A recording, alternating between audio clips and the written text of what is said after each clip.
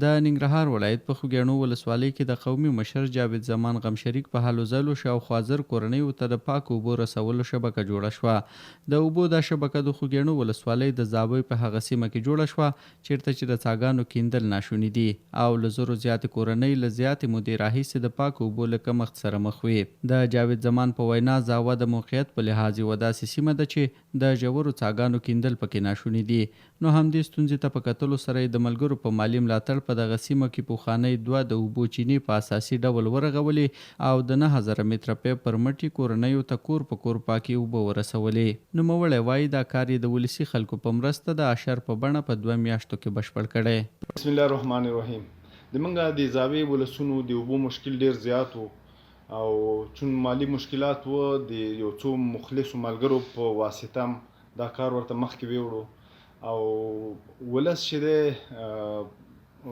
د اشر د لارې خونده پکې واخیسته نو تقریبا څه 9000 متره پیپ منګه د ولس ته وغځو او د دوو چینو په واسطه د سکلو پاکې اوبه دوی ته ورسول. په ورته وخت کې د سیمې خلک وایي د پاکو اوبو د زیاتې ستونزې سره لاس او ګریوان وو خو د دغه شبکې په جوړېدو سره یې ستونزه حل شوه. جاوید صاحب زما لا ډېره مننه کوو. خدای دې ده ته کامیابي ورکړي او زله دې خدای ډېر خیرونه ورکړي.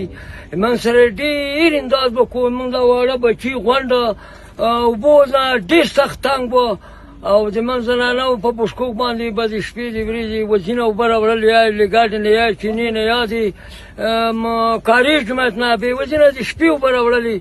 خو موږ ډېره مننه ترې کوو. الله تعالی دې زله کامیابي ورکړي او ډېره کامیابي دې خدای ورکړي.